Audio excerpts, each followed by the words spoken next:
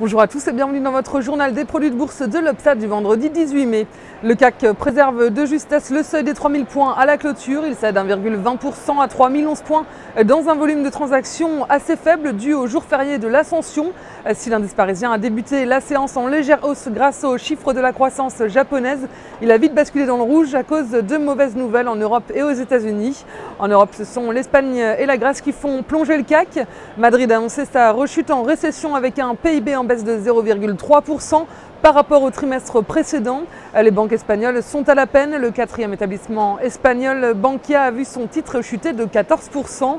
En Grèce, le secteur bancaire est également mal en point. Les réformes sont suspendues et le FMI a annoncé la suspension de ses contacts avec la Grèce jusqu'aux nouvelles élections législatives prévues le 17 juin prochain.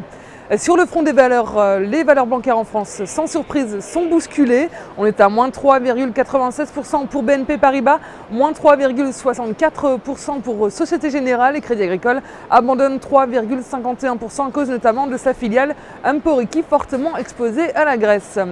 Les cycliques se retrouvent au bas du tableau. ST Microelectronics accuse le plus fort recul du jour à moins 5,39%. Outre-Atlantique, Wall Street ne parvient pas à redresser la barre. Les deux indices terminent dans le rouge, moins 1,24% pour le Dow Jones et moins 2,10% pour le Nasdaq.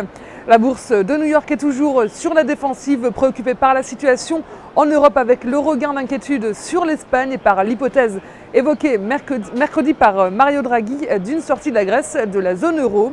Plusieurs indicateurs sont à noter sur le front économique. Les inscriptions hebdomadaires au chômage sont restées stables aux États-Unis la semaine du 12 mai. Les investisseurs attendaient hier l'indicateur composite de l'activité économique pour le mois d'avril et celui de l'activité industrielle dans la région de Philadelphie pour le mois de mai.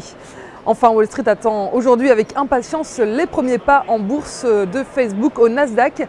Il s'agit de la plus grande entrée en bourse de l'histoire des technologies.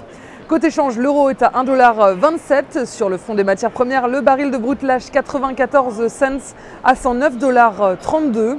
La valeur du jour, c'est aujourd'hui le groupe énergétique GDF Suez. D'un point de vue graphique, la valeur se maintient dans un cycle baissier de moyen terme, coiffé par une oblique baissière en place depuis les points hauts depuis février 2011. On profitera de tout rebond technique dans la zone des 16,80 € pour se positionner à la baisse et viser 14,80 € et 14 €. La stratégie qui vous est proposée pour jouer cette valeur, c'est l'achat du Warrant Put GDF Suez à 1788 et d'Unicredit au prix d'exercice de 13 € et d'échéance au 7 septembre 2012.